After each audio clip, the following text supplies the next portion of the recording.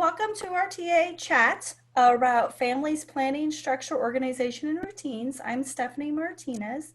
I have Ashley Maxuga Gage with me and Jenny Kelly with me. We work for Florida's Positive Behavior Interventions and Supports Project, and we're here to talk about how to put some structure, planning, and routines and organization in place now that you are doing some learning at home and virtually. So here is the first of the series for families. There's going to be 5 of them. We're digging a little bit deeper into these topics. We had an overview one, so if you missed that one, you might want to look into it, but we'll be covering all these topics. And there is a link right there where you can get some more information. Here is the agenda. These are the topics that we'll be covering today. Okay. If you haven't already developed a general plan for how you're managing the schooling at home, this is a good time to start. It may sound challenging, but it's really easier than you might think. Managing your children's learning at home is completely new, and we didn't have much time to prepare for it.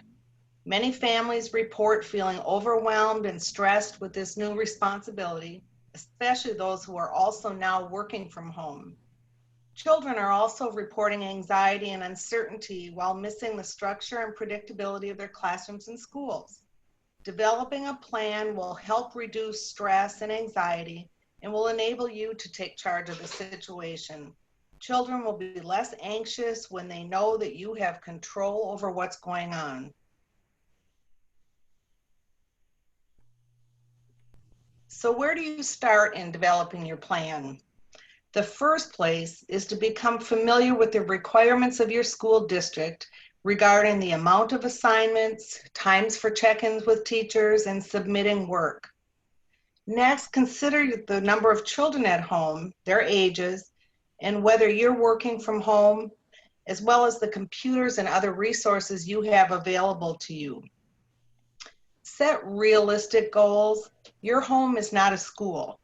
Your plan is yours and will surely change over time, so flexibility is key. Here is a sample of a plan that's broad and outlines the basics. The time allotted for instruction should vary by age group. A good guideline is that elementary age students can tolerate 1 to 2 hours of instruction per day, middle schoolers between 2 and 3 hours, and high schoolers between 3 and 4 hours per day. You are not restricted to school hours. Do whatever is best for your family. This plan details the amount of time per day in schoolwork and other plans for spending time during the day. This plan includes agreements or expectations so children know exactly what's expected of them. Now, this is just a sample plan, but your plan needs to be what works for you and fits your situation. And remember, professionals are crafting plans to get students up to date when they return to school. We'll talk next about setting up your physical space, and we'll share examples of daily schedules.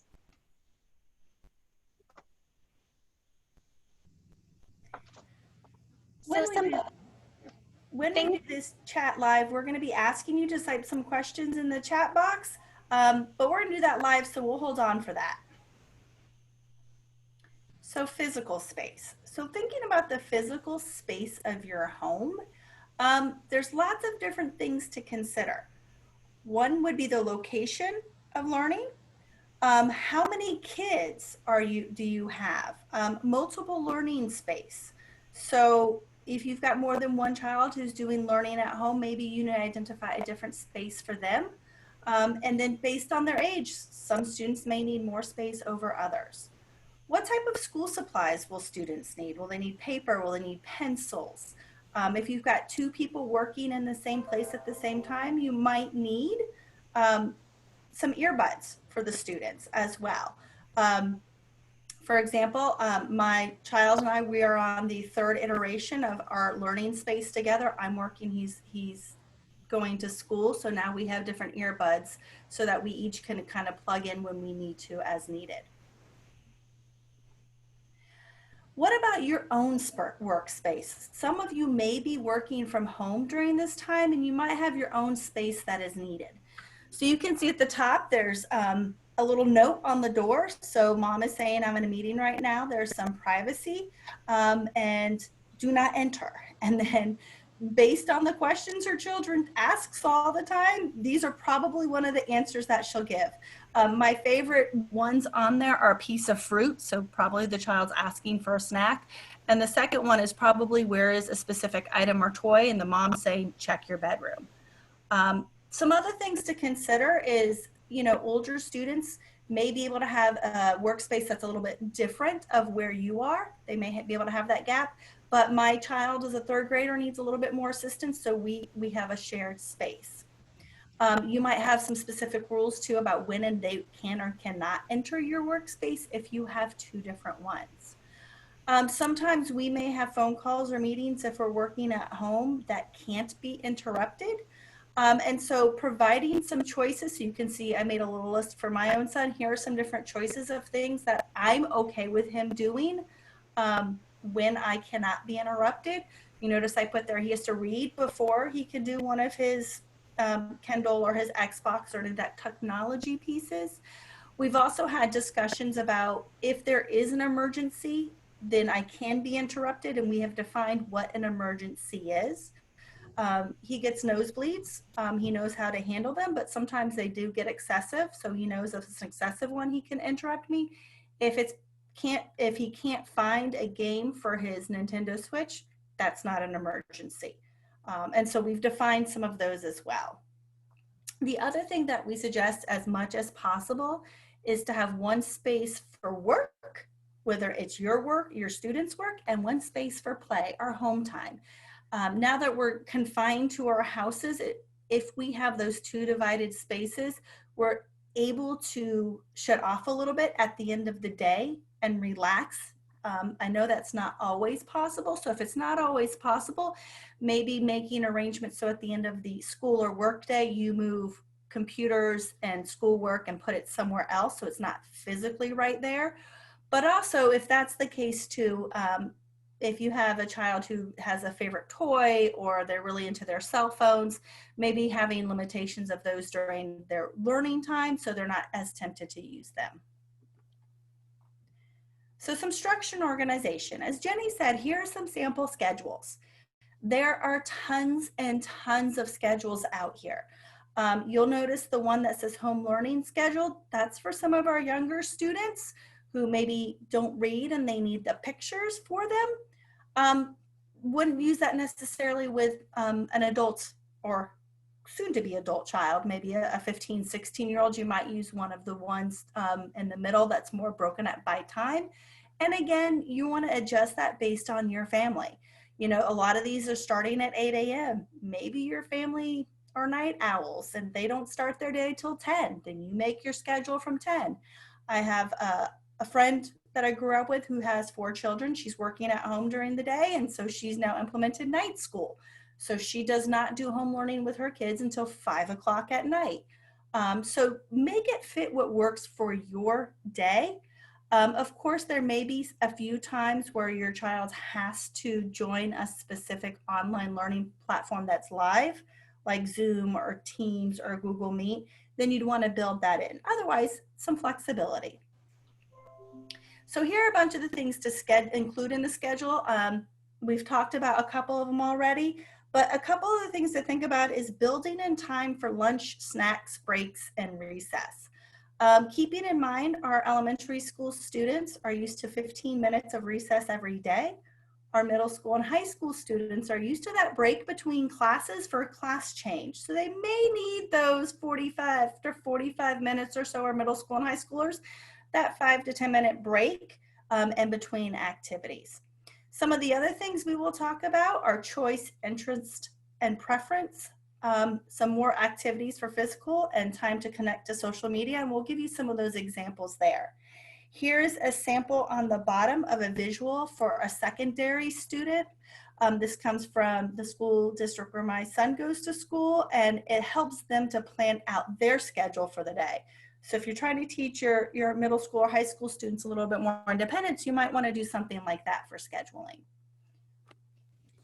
And this is an example from my child's school. My child is in kindergarten. She's 6 years old, and she also has a 20-month-old sister at home with her while she's learning. Her school has moved to a combination of both virtual learning as well as home directed learning. And so they put together a schedule that's sent out weekly. And what I will tell you about that is each week has been a new schedule as they've learned and adjusted.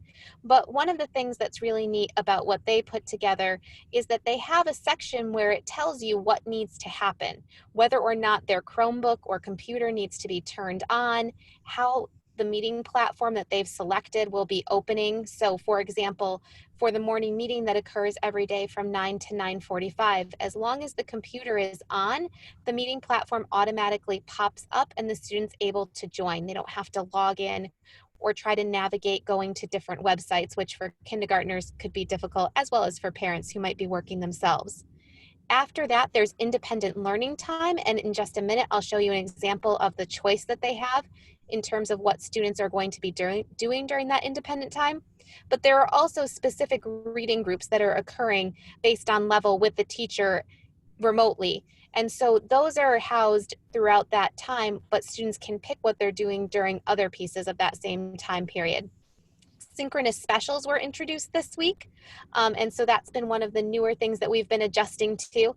Depending on what the special is, we've had to relocate to different portions of our home. So before we talked about physical space, and when we have, for example, a physical education class, we've needed to bring our computer to an outside location that still has Wi-Fi in order to allow us to connect with our teacher.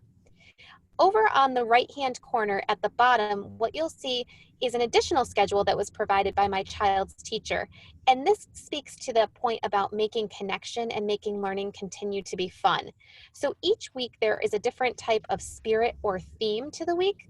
The first week back had a lot to do with what kiddos were wearing and kind of visually showing their pride in the school, their pride in their particular grade level, or the group that they're associated with. For example, my daughter is a kindergarten lion. So on Tuesday of the first week back, she wore yellow like the lions wear, but on Monday of the first day of the first week back, they wore blue for their school. This week has really been thinking about other places and spaces. And so in order to help the teacher facilitate conversations between the kiddos in their afternoon meetings or in their morning meetings, we've been asked as parents to send in pictures of the kids participating in the different spirit activities, such as working outdoors on an activity or creating a craft or a creation on Thursday, which will be tomorrow. Taking into account some of the schedules that we had shown you on the first slide as samples, when I first found out that my daughter would be learning at home, I used the popular COVID schedule that was circulating around the internet, and a version of that is on one of our first slides. I then combined that with the schedule that the teacher sent, and this is our daily schedule. And obviously, the teacher's time is in there, but we've also incorporated additional items into what we do in our day that help to keep my daughter motivated. So we have creative time, but creative time might include one of her choice activities that you see here on the right, which could be related to her writing prompts. One of her writing prompts is to create a book about things that she can do and to draw pictures to go along with that. So her ability to use art supplies in order to do that is something she views as creative, but it is also meeting the learning goal. This type of checklist is something that can be great for you to create. Obviously, my daughter's a kindergartner and can't look at this and understand it without adult support, but you can do one using pictures or something else. And what we've done is we've attached reinforcement to the checklist. So as she moves down the checklist, when she completes a box in a given area related to one of the items that she's supposed to do, then that goes towards her earning. And right now she's currently chosen to earn money towards a Lego kit that she's hoping to build with a Frozen 2 castle, which also speaks to one of the activities on the Spirit Week from the prior page that her teacher was hoping she would engage in. During specific activities, especially for our younger learners, it may be helpful for them to have a schedule, and this one is visual, as I shared before, that they can check off as they go along. So my daughter has a reading tutor that she works with 1 hour a day, twice a week. And each time that they work together, there are a series of activities that they complete. The reading tutor is virtually there with her, and so she's put together her own expectations for behavior, such as stay in my area, follow directions the first time, and have fun. If my daughter is able to complete all of the activities that are listed, then she gets to earn her choice of a Go Noodle video. And if you haven't used Go Noodle yet, it is online, it's free, and it is fun, as something that she can do on her own. We do have a little bit, as you can see there, of the 20-month-old coming into our workspace and area. Um, she's able to be there at the beginning to greet together with my older daughter, and then she moves to a separate activity, but comes back at the end for the Go Noodle dance or activity. Finding ways for younger siblings to be appropriately involved in learning time is really helpful because it can actually help to motivate the older students by sharing their family with their friends and teachers. So as you can see, Ashley's already talked a lot about giving choice. Here are some other things to consider. This is the schedule. It's called Week at a Glance. That's what my son gets. So we now print that out. That's something new we started this week. And when he starts every day, we ask which of the assignments he wants to do. He picks the order of them, and then he is a big scratcher through and scratches it off when it's done. As Ashley mentioned, that some of you may be adding some extra activities throughout the day to keep your child engaged if the work is not taking them the full day, to keep them engaged. And so giving them some different choices, and here's some different choices of what they want. But also, if you're going to give them a break, give them a choice of what they can do during that break. So our high school students, you have a 5-minute break now because that's what you would get if you were at school. During this 5-minute break, you can get a snack, you can go to the bathroom, or you can text 3 friends, whatever that choice may be. Here's just a sample of what one high school online learning platform looks like.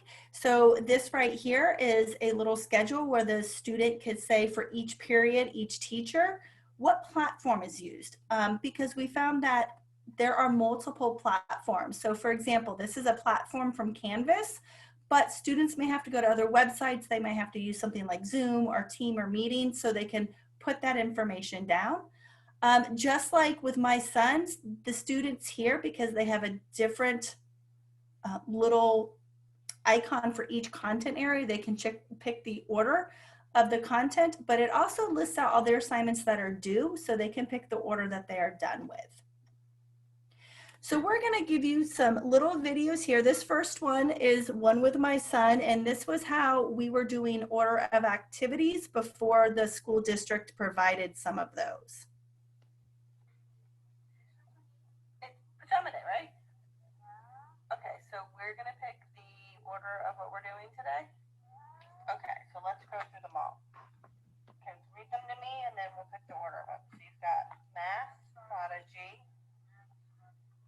Furlon, your black words, Lego challenge, recess, specials, journal, your bucket list, your special project, and reading. Okay, so pick the order that you want.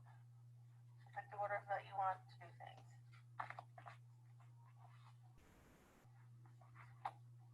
You do math first, and then what are you doing?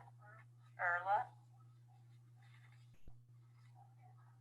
You drop them, it's okay. Do one after that. Then special project. Then journal, reading, Lego, recess. You do recess and specials back to back? Yeah. Okay, but you can change it throughout the day, right? Remember after each one I asked if you wanted to change it? Okay, well, we'll talk about that later. And remember, every time after we do something, we will put the date and check it off. Okay. So that was the way we started with the order of activities before the school district gave us different activities to do. As you can see, we had it. He picked the order and he got to check it off. Now, another thing that we suggest is that kids need breaks. So here's an example of how you use break cards. This is my son, and we have 2 other students who come into our house sometimes to do some of their work. I'm going to teach you what we call break cards, because sometimes when we're doing a lot of work and we're doing a bunch on the computer, you might get frustrated or you want to take a break. So in front of you, you've got 4 white cards. Count them. Make sure you got 4. 3, 4. So everybody's got 4. Thumbs up if you got 4. Okay, you got 4. Okay, so what these break cards are for is you're going to get certain breaks throughout the day, but sometimes you might just want a break. So if you give me a break card, that means you get a 5-minute break, and then you get to come back and finish what you're doing. Now, that's good. Okay. Now you got 4 to use throughout the day. At the end of the day, if you don't use all 4 of them, say you still have 3 of them left, that means you get done with school 15 minutes early, 5 minutes for every card. Now, if you need a break, I might say, Emilio, you're really frustrated right now. You need a break, and you might have to give me one, and that's okay. Okay, but remember, when you need a break, if you get frustrated, you give me a break card, you get 5 minutes of a break. Okay? You guys got it? Okay. So that gave them some opportunity of choice throughout the day for breaks. I still give them some breaks, but that gives them a little bit of control of when they can get those additional breaks if needed. You also will notice that there might be times where I tell them they need a break card because of frustration. And I think that helps not only them, but also helps us as the adults to not get frustrated with them. So as we said, there may be times where you need to do some additional activities or want to do some additional activities with your child. There are tons of different things out there. As a parent, one of the things that I've gotten is a little overwhelmed with all the things that are out there.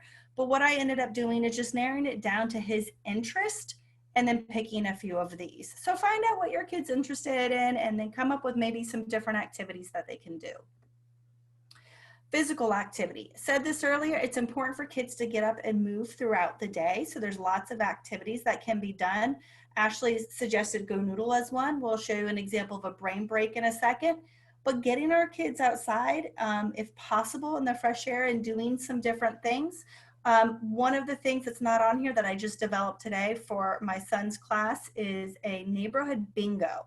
So we put some different items on a bingo chart that we might find in our neighborhood, things like find 5 cars, find 2 squirrels, see if you fly sidewalk chalk on the sidewalk, free space. So we're challenging the kids to go out and do a walk and find these things and see if they can find bingo. So here's just some different ideas to get them up and moving.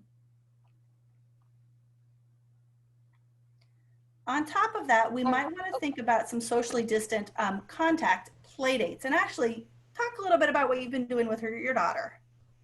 Sure. So we've been trying to find ways to be together without actually being together. And I'm really lucky we live in a neighborhood in Florida where folks are very close-knit and also active on social media or text groups. One of the things that we've done are we've tried to find ways that kids can be outside, but we can help them regulate their physical space. So in the first photo you see here, we had a little caravan to the local park. Well, the park is closed, but around the park, where each child drove their own vehicle. Now, obviously, not everyone has their own vehicle. You might have bikes, scooters, etc. But having the vehicle itself or something else that a child was attached to helped to make sure that they maintained the space that they needed to while still talking and feeling like they were playing with one another. Another example of what we've done in our neighborhood is that there have been some pop-up art projects. So one of the art teachers that lives in our neighborhood started a chalk drawing at a local park. It's not a park in the sense of a park that would be open to play, but in a grounds that you can walk through with gardens. And then invited other families to bring their own chalk and to come add to the art that had been created once the last family had left. So there was time for each set of kids to come add their own stamp and to create something beautiful, which parents documented and then were able to share with the kids to show how each person's part contributed to the whole. Another thing that folks in our neighborhood have been doing is they've been having a daily morning mile, where we all get together. And in this picture, you can see that some of the folks in our neighborhood are even wearing their masks that have been recommended for them to wear. And we run a mile before the day starts with our kids. We all stay apart, we stagger our start time, and we finish at different times as well, making sure that no one is in the same space physically, but we're all engaging in the same activity. The kids are able to stand a fair distance from one another and cheer one another on as they cross the finish line. And for those kiddos who are too little to necessarily run the mile, again, we're allowing them to use something such as their scooters or their bikes or some other way of getting around so that they can still participate. And it's been a great way for both adults and kids to have something to look forward to that feels motivating. And at the end of this week, our kids will have run approximately 15 miles together over the last 3 weeks from Monday through Friday participating in this group. So it's a great way to keep them healthy, motivated, and still seeing one another. Another idea that you might want to consider is whether or not kids could still have lunch together or engage in some of those social activities that they used to engage in at school, but in a different way. One example of this might be having picnic lunches where you bring out a blanket to your porch and or to your yard and you separate yourselves significantly enough and with a specific space that the blanket provides that kids need to stay on, but where they can still talk and spend time with their friends. Alternatively, you could do this virtually using FaceTime or Zoom, Skype, any other type of medium that allows kids to log in and see one another, but is not requiring them to actually complete any schoolwork. So there are multiple different ways that you can get folks together for playdates.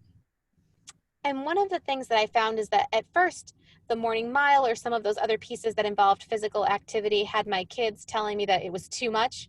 But now they look forward to it every day because it is their time to see other kiddos. And as this quarantine and social distancing has gone on longer, I've noticed that it's been really beneficial for their mental health to talk to someone who's not me or their father. And I think that that's true for any of us. While we appreciate being in close quarters with those that we love, it's really helpful and necessary to get a fresh perspective by talking and interacting with other people, even if it's from afar and even if it's only for a short amount of time. So here's another example of a brain break. This is called Go Find It.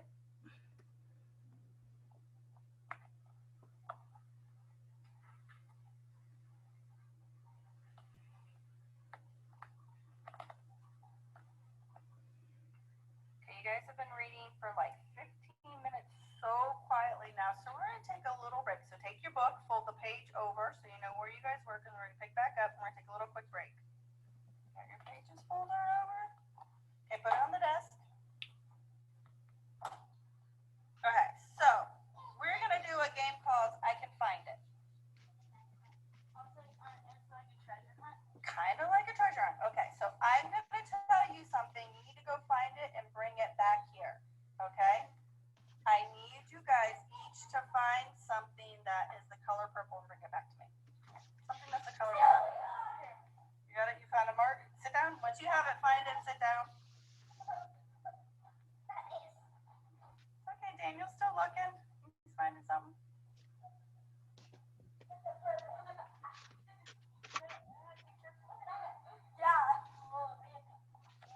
Okay, so Nolan, what did you find? Giant purple alien. Daniel, what did you? Okay, one person at a time talking. Purple Lego pants and Amelia, what did you find? A purple pen. Okay, so go put your stuff back that you found. And now you have to find something that starts with the letter F. Find something that starts with the letter F.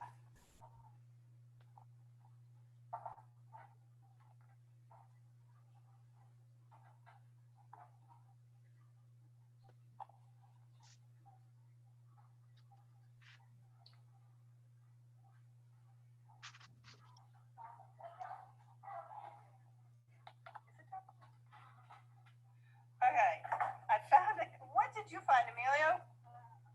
What did you find? What did you find? Okay, so you can see it was a short little break. I gave them some directions. They had to find something and bring it back. just to let you know, I purposely picked purple because I knew Nolan loves that purple alien, so I thought he'd love to go find it. When I did the letter F, I knew Amelia would probably find something with a football on it, but I didn't realize all three of them would find something with a football on it. So thinking about routines, there are going to be routines that we need to figure out as we're working from home. So how do we get help from the teacher at school?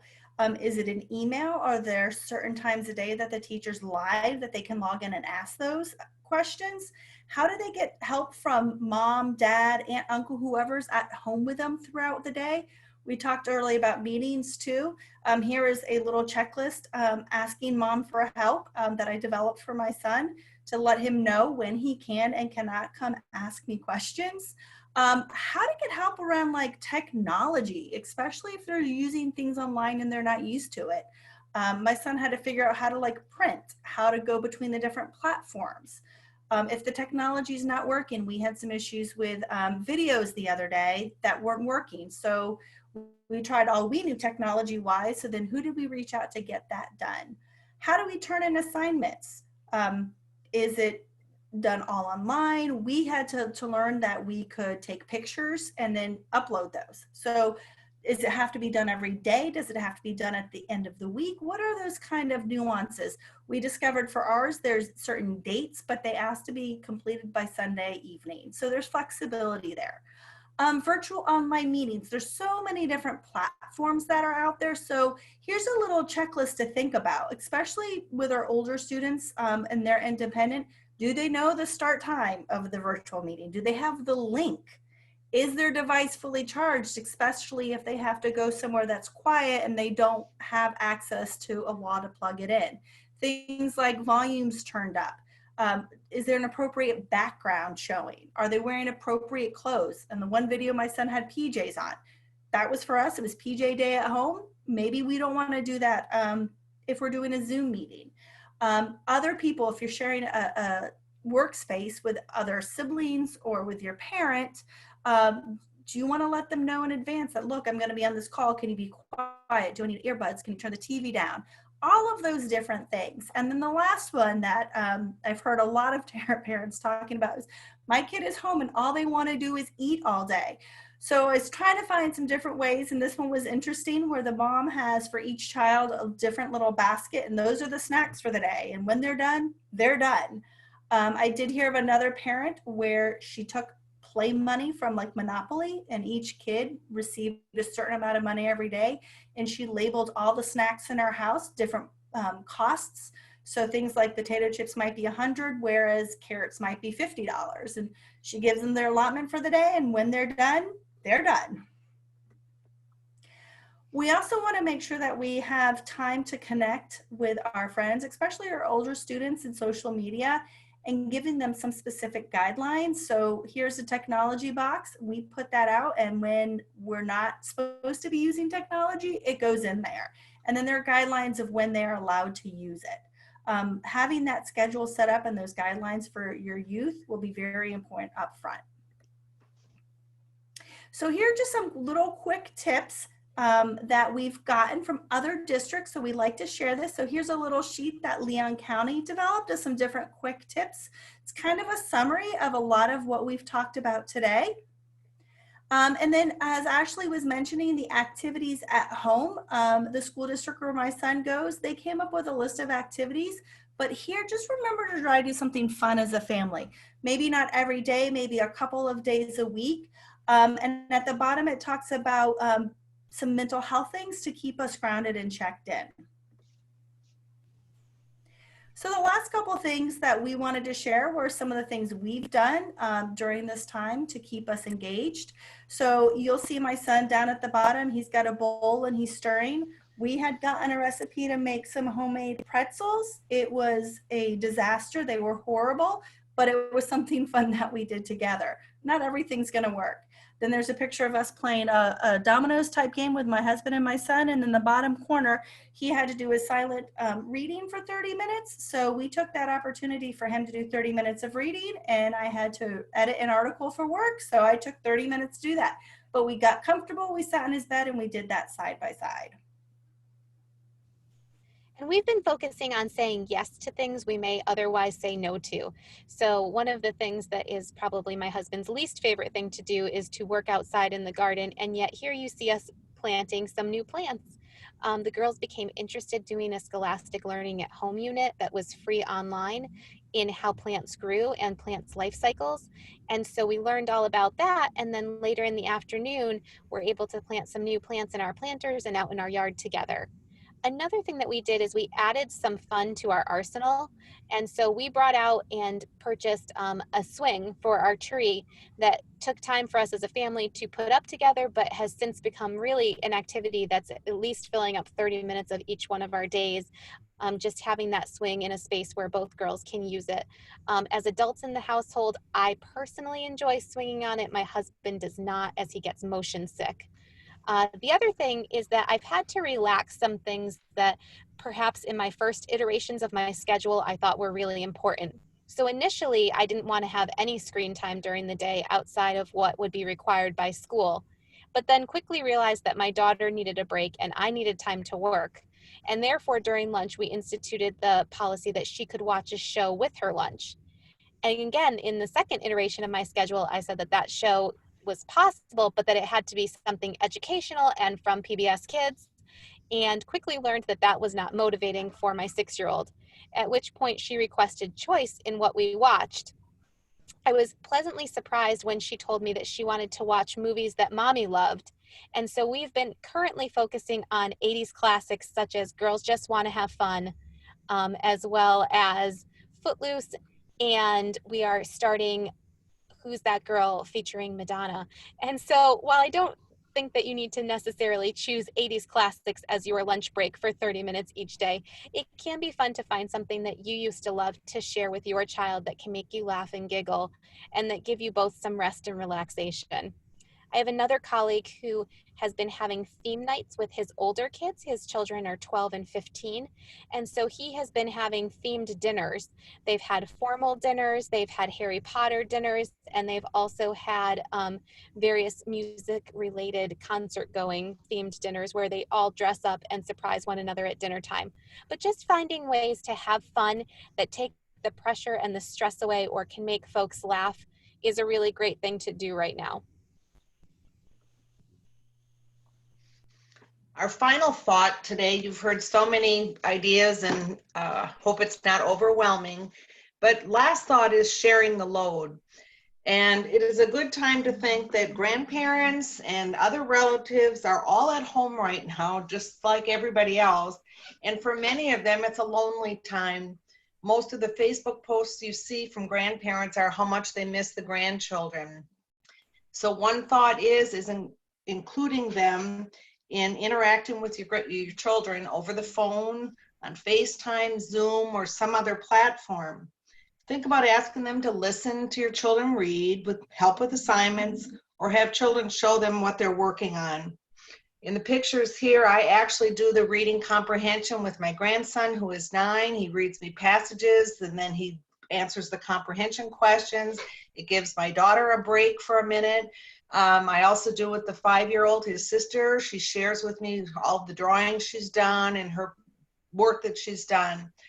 Another one is just as an enrichment activity for a 9-year-old granddaughter who completes all the schoolwork in pretty quick order, leaving a lot of dead time. And what we have done is I sent her the book Where the Sidewalk Ends. I have my copy, and we together each day are picking a poem out of that book that we read. We laugh about it. We talk about drawing pictures that go along with it. It's just a win-win for everybody, that giving parents a little bit of a break, taking some of the pressure off. And it's great for other relatives who are at home and missing those sweet children. So just a couple of resources that are on here that are available for you. And we just want to say thank you. May not feel like it all the time, but you're doing double duty. You're doing something you thought you would never do, maybe educating your child at home, but you're doing a great job. Keep it up. If you want to get more information about our project and our resources, this is our contact information. As I said, this is the first series of 5. So go on Facebook or Twitter, and you'll see the updates for the rest of our chats.